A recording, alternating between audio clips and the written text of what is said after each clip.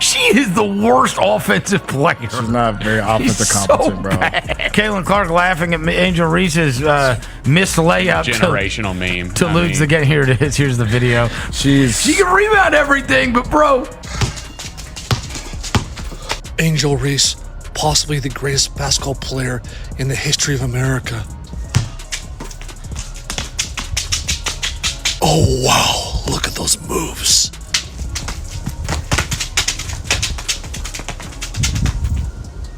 Yeah, that shot is really hard with the hoop wide open. Who's the best player in the country? I feel like I'm the best player in the country. WNBA draft.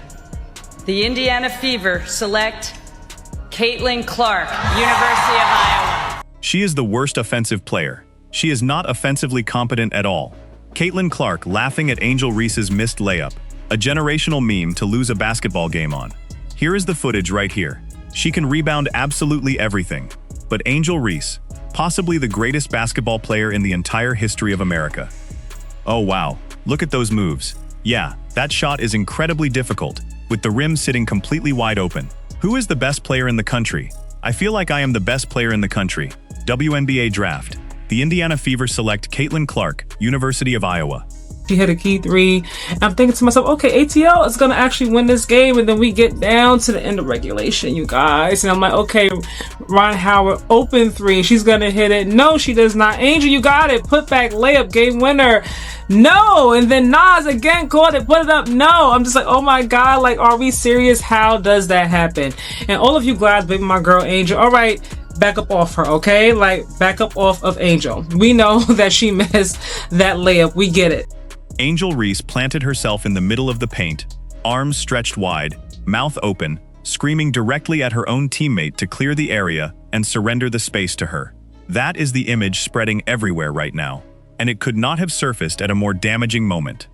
Because within minutes of demanding that dedicated space with nobody positioned within 3 feet of her, Reese received the ball on a completely open look at the basket and could not put it through. She knocked down a key three, and I am sitting there thinking Atlanta is genuinely about to win this basketball game. We get down to the final seconds of regulation, and I am watching Ryan Howard with a wide open three. She is going to knock it down. No, she does not. Angel, you have it. Put it back. Game winner. No. And then Naz again. Got it. Put it up. No. I am just sitting there thinking, are we actually watching this happen right now? How does that sequence unfold that way? The Dream have the ball for the last shot, game's tied, and Angel Reese has a bunny layup basically by herself, uncontested, and she cannot make that layup. She had 14 rebounds yesterday, 5 of them offensive. I'm not sure how many were off her own misses because I was at camp and got home for the end of regulation and then overtime. But her making that or missing that layup, you just knew. And she looked kind of crestfallen, and she should be, because you ought to be able to make a damn layup. And to all of you defending Angel right now, look, we all understand she missed the layup. Nobody is pretending otherwise. The Atlanta Dream dropped that game to the Indiana Fever in overtime. And by the time the buzzer sounded to end it, a significant number of people watching were all asking the identical question. If she needed that much space carved out specifically for her just to generate a shot attempt, what exactly was supposed to happen when that space was actually delivered? The Dream had the ball with the game on the line. The score is tied, and Angel Reese has essentially an uncontested bunny at the rim with nobody around her, and she cannot finish it. She recorded 14 rebounds in that game, 5 of them on the offensive glass. I am honestly not certain how many of those came directly off her own missed attempts, because I was away and only caught the final stretch. But the moment she missed that layup, you just knew. She looked completely crestfallen standing there, and she absolutely should, because a professional basketball player has to be able to convert that shot in that moment. That single play has grown into the focal point of a much larger conversation about who Angel Reese actually is inside that Atlanta locker room at this point in the season. Is she the vocal, commanding leader she has consistently presented herself as publicly? Or is she a player whose noise level on the floor has started running well ahead of her actual production once the ball comes back into her hands when the game is on the line? And if your best player for Atlanta can make a layup, I wouldn't have this gleeful smile that I have on my face right now. It's a layup. You're 1 foot away. Make it, please. You have a fast break layup by yourself early in the game. How you shoot fast break layups at 50? Fast break layups by yourself at 50%. I don't know. I can't explain it. But Caitlin Clark, 26 points today. That question is not going to dissolve quietly. And if your best player for Atlanta cannot finish a layup, I would not have this particular smile on my face right now. It is a layup. You are standing 1 foot from the basket. Just finish it. You had a fast break layup entirely by yourself earlier in the game. How are you connecting on fast break layups alone at 50%? I genuinely cannot explain that. But Caitlin Clark finished with 26 points today. This is not some minor detail buried in the statistical footnotes.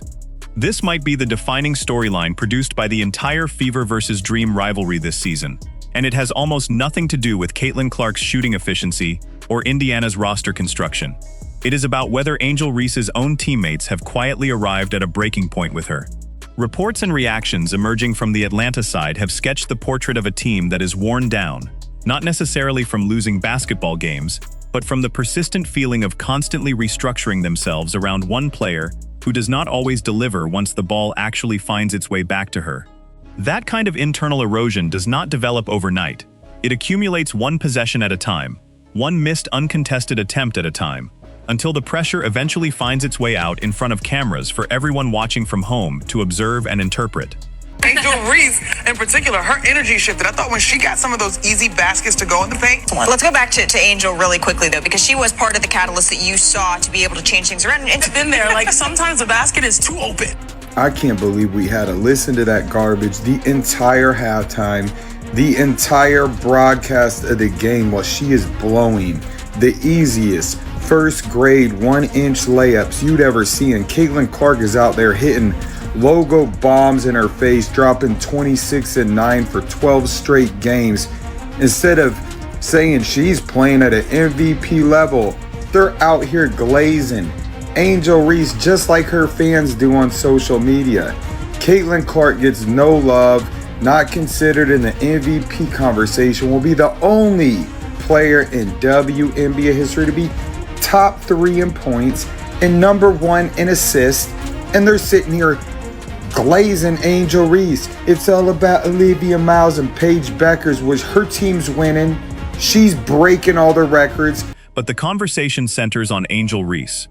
It is about Olivia Miles and Paige Beckers when their teams are winning.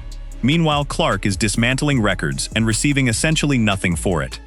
Here is the portion that cuts deepest for Atlanta fans watching this situation unfold in real time.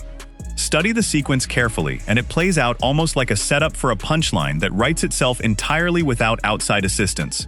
Reese calls out loudly for a teammate to vacate her space. The teammate moves. She receives the ball in exactly the open area she explicitly requested with her own voice. And rather than taking a composed shot or executing a simple, intelligent pass to someone in a better position, she releases the ball toward a location on the floor where absolutely nobody could do anything remotely useful with it. No teammate stationed under the rim, no weak side rebounder crashing through with momentum, nobody in any position to generate a second opportunity. The possession just dies right there at the worst conceivable moment. For a player who has invested considerable energy throughout this season in presenting herself as a vocal leader and facilitator for this Atlanta roster, that particular possession sequence does not advance the case she has been actively constructing about her own leadership value. I understand people will argue that mic and drills are too basic and do not translate to real basketball situations. But if there is one individual on this entire planet who genuinely needs to run mic and drills until her wrists physically cannot continue, it is Angel Reese. I have never witnessed a professional basketball player miss that many point-blank layup attempts with that level of regularity. She did not just miss the game winner. Her palms are sweaty? No. She misses routine layups consistently throughout games. The enormous rebound totals, the putback numbers, those figures are partially a direct symptom of her missing point-blank attempts at the rim and generating her own offensive rebounds off those misses. Is she left-handed? Because it always seems to be the right-handed attempt that does not go in. I promise you that with equivalent defensive coverage to navigate, I could score in that spot. I am a father of 3, a completely average person in every physical sense. I promise you I could shoot a meaningfully higher percentage right there at the basket than Angel Reese is currently managing. I know that everyone says that mic and drills don't work for basketball, but if there's one person on the face of this raggedy planet that needs to do mic and drills until their wrists fall off, it is Angel Reese. I have never seen a human miss that many point-blank layups regularly. Angel Reese, she doesn't just see everybody, oh, she missed the game winner, her palms are sweaty. Nah, she misses regular lays all the time. The little putbacks, the million rebounds is a symptom of her missing point-blank layups. Is she left-handed? Because it's always a right-handed, I promise you, with the same coverages she has to get through, I can score that. I can do that. Father of three, regular nigga. Right? I promise you, I could shoot a higher percentage right there at the basket to Angel Reese. Fans broadly do not take issue with a player being vocal and loud during a basketball game. What people genuinely struggle to accept is a player who demands explicit control of a possession, receives exactly what she asked for through her own verbal direction, and then squanders the opportunity completely without accountability. That is the kind of recurring sequence that gradually begins reshaping how teammates regard a person when they gather in a timeout huddle, whether or not anyone puts that feeling into actual words at a press conference afterward. The cameras picked up more than one moment where teammates appeared to exchange brief, quiet glances following another possession that went nowhere. Nobody made a dramatic gesture or lost their composure visibly. Players develop the discipline to maintain outward composure in those situations.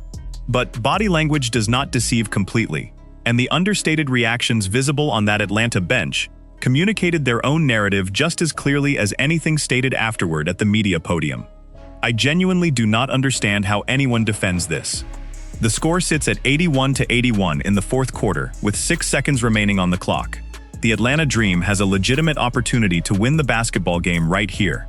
Then this unfolds. 5 seconds left. Howard launches it and misses badly. Reese, with the putback, will not go. Hillman. No. I truly cannot comprehend this. Angel Reese is a professional basketball player.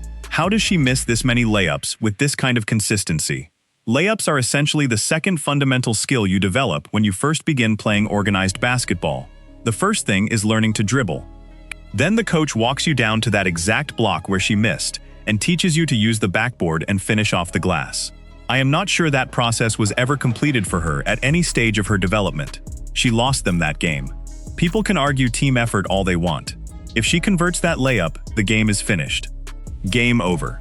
I would have had absolutely nothing to say about any of this. That layup was completely uncontested.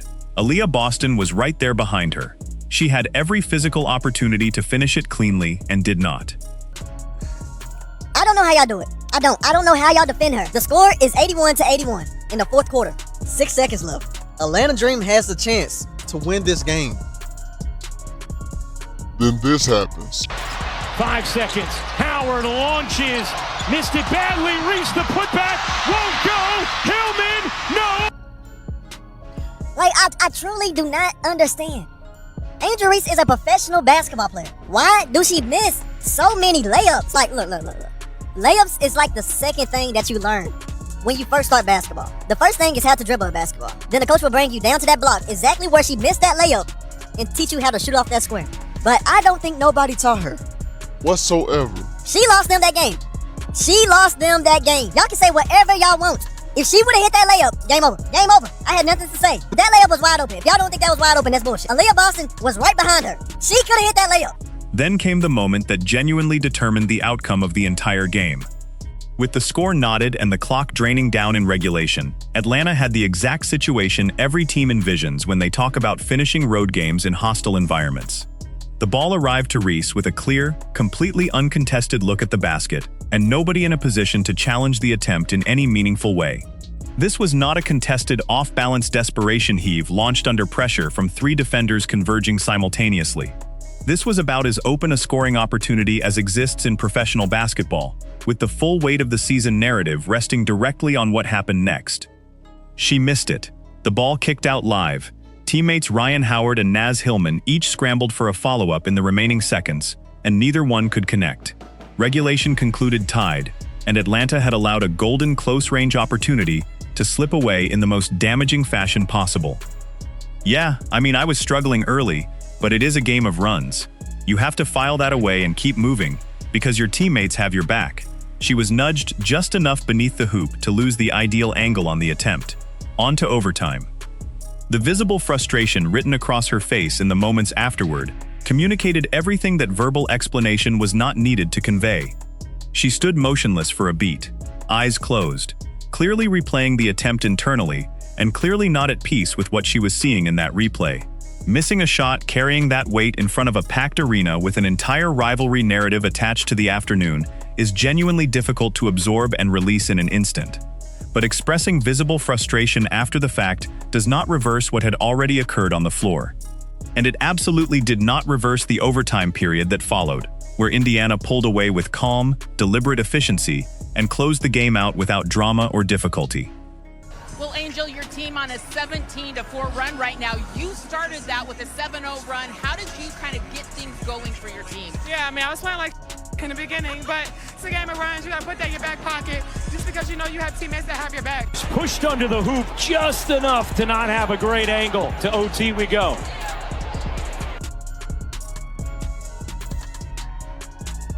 The absolute worst part about her missing that shot is not simply the miss itself.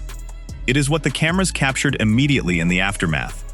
Caitlin Clark walking calmly past her in the direction of the Fever bench with a clear, unmistakable expression on her face that read to a substantial portion of the live audience as laughter directed at the entire situation. And both fan bases, you know exactly how they operate with this kind of material. They are completely consuming this particular image. The reason it genuinely bothers me as well is because it makes it so effortless to ignore everything else she actually contributes to the game. Defensively and on the glass, she is genuinely impressive and impactful. I just need her to address the finishing because then people would actually need to locate a different argument to make. This is what ignited social media within minutes of the final buzzer sounding. As Reese stood there processing the miss, cameras caught Caitlin Clark moving calmly past her toward the Fever bench with a visible, unmistakable expression that registered to a significant portion of the live audience as laughter at the full situation. Nobody can assert with complete certainty what Clark was actually reacting to in that specific split second. But the context surrounding it is genuinely brutal for Atlanta, regardless of how you interpret the expression itself. The internet had spent weeks building this exact matchup as Angel Reese versus Caitlin Clark, another installment in a rivalry that Atlanta had actually won the previous chapter of earlier this season. In the single moment that carried the most narrative weight with everyone specifically watching for this kind of story beat, Clark appeared calm, composed, and entirely in possession of the moment, while Reese looked like she would have welcomed the floor opening beneath her completely. Absolute worst part about her missing this shot for the game is not necessarily that she missed it, it's the reaction to it. After she missed, this Caitlin Clark walking past laughing, bro. And y'all know how these two fan bases are, so they are loving this picture right here. The main reason it bothers me too is because it makes it so easy to overlook everything else that she actually does on the court. Like defensively and obviously rebounding wise, bro, she's incredible. I just need her to fix this so they have something else that they have to say. That specific combination is what transforms a missed layup into a viral, culturally inescapable moment that refuses to fade for days. It is not simply that Reese missed the layup. It is that Clark's expression, whether entirely intentional or completely incidental, became the perfect visual summary of the full afternoon for millions of people processing the game through their social media timelines. One player delivered precisely when the moment demanded it. One player did not deliver at all. The cameras happened to capture both reactions in immediate back-to-back succession, and the internet handled every remaining step entirely on its own from that point forward. Is it far-fetched to say that she's not good? Who, Angel? Yeah, she's not good at basketball. Like, I'm tired. Look, we've said this in the past. I'm tired of it. I can't lie anymore. Like, I watched her miss 8 layups. She could be averaging like 25, 26 if she could make a layup. And the way she lays it up, it's like she's just learning how to, like, you know, when toddlers finally learn how to walk, they fall a little bit. It's like she just learned how to do layups once she got to the WNBA. It makes no sense to me. Like, she could be so much better. And for someone who has her own podcast, she talks her stuff, you would think she's the MVP. You would think she's that girl over in Vegas, but no, she's closer to AZ Fudd than she is to homegirl in Vegas. So yeah, there's that. She's been an inefficient player. I feel like we hype her up because she's grabbing rebounds, but they're her shots. Is it genuinely unfair to suggest she is not a good basketball player? Angel. Yeah, she is not good at basketball at a consistent and reliable level, and I am exhausted from pretending otherwise. I watched her miss 8 layup attempts in this game. She could realistically be averaging 25 or 26 points per game if she could finish around the rim with any consistency.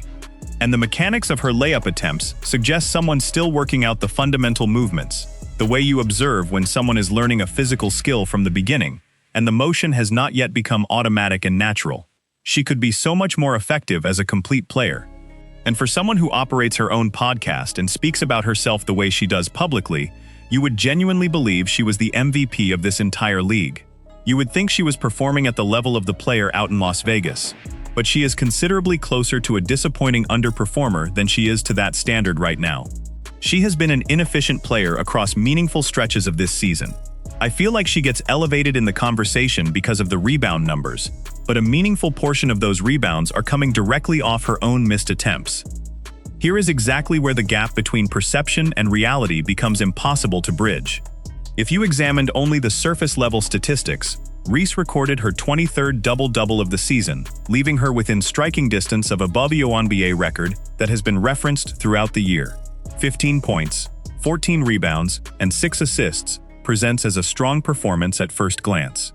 Considerable media coverage following the final buzzer leaned heavily on those exact figures, framing the overall performance as another demonstration of her toughness and sustained consistency. But examine one layer beneath the headline numbers, and the picture transforms significantly. She shot 5 for 16 from the field across the entire game. She missed her first 6 shot attempts before halftime. She was held completely without a point throughout the entire fourth quarter, precisely the period when a front court scorer needs to be most present and impactful for her team. And in the 2 most consequential possessions of the afternoon, the 2 opportunities that could have ended the game cleanly in regulation, she came up empty on both consecutively.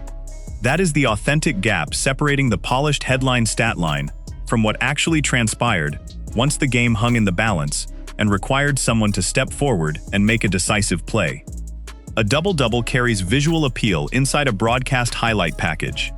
It carries considerably less weight inside the locker room when the player attached to those numbers finishes without scoring a single point during crunch time and misses the specific shot that ultimately determines the game's outcome. A chance to win it in regulation, and it just did not fall. Then, we had to compete in overtime. I thought our players executed the defensive game plan well throughout. It is just genuinely disappointing to come up short after that effort. We had to move to the next play. We did not quite execute the designed play. There was supposed to be a screen involved, and it got lost somewhere in the execution. But Ryan took the shot, and we instructed those 2 to crash the boards and generate a second chance opportunity. They both did exactly what we asked of them. And then we got 2 looks right at the end that could have won the game for us, but they did not fall. Just an unfortunate break at the worst possible time. Head coach Carlos Semerau settled in at the post-game press conference podium and worked to maintain the measured, diplomatic composure coaches are trained to project following a devastating loss. But study the footage carefully, and the frustration operating just beneath the surface is clearly detectable throughout the entire session. Reporters kept steering the conversation back to that final possession in regulation, and each time you could observe him selecting his words with deliberate care, visibly restraining a considerably more direct and pointed reaction.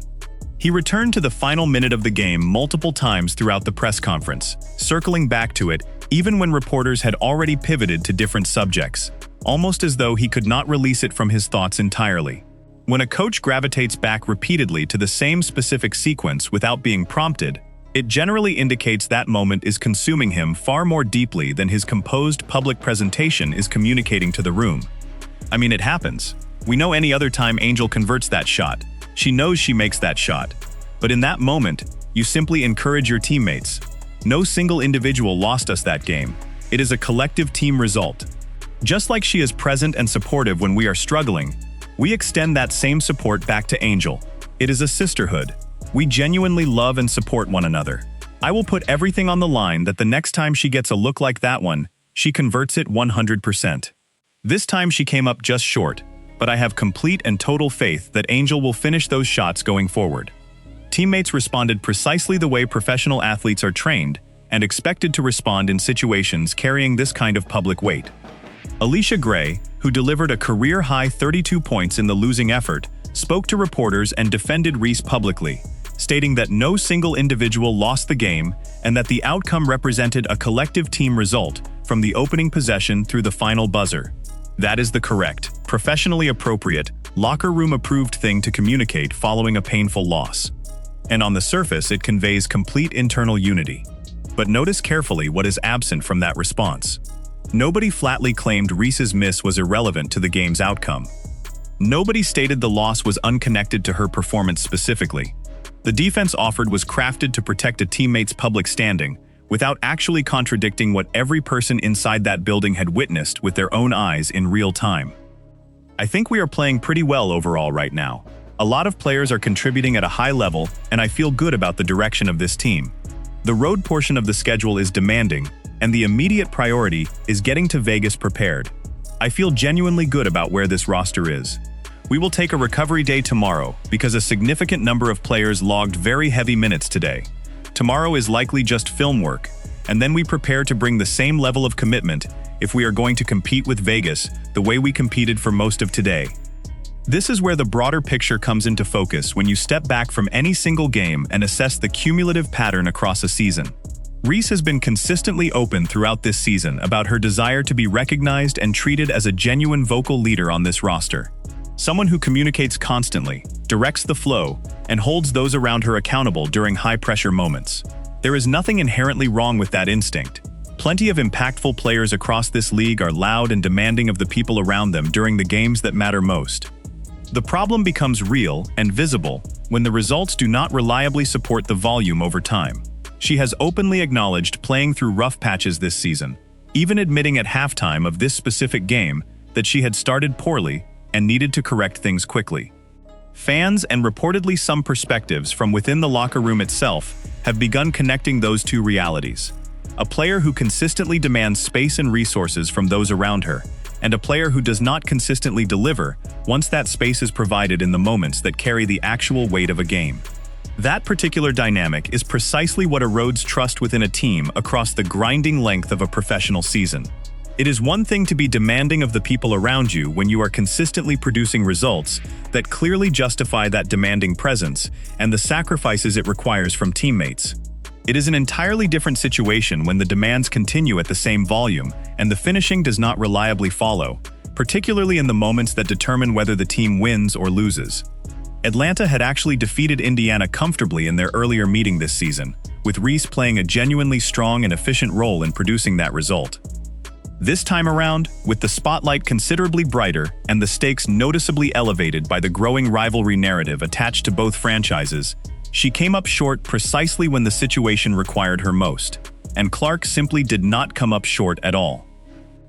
The one technical observation worth making here is that for whatever reason in women's professional basketball, layup attempts frequently do not get finished with the extension out wide from the body. Everything gets concentrated up inside the cylinder, directly beneath the rim. A lot of people dismiss the value of Mecon drills and foundational finishing work as too remedial for players operating at this level. But honestly, that appears to be precisely what is missing from Angel's finishing game at this point. Just a little additional touch and feel around the basket.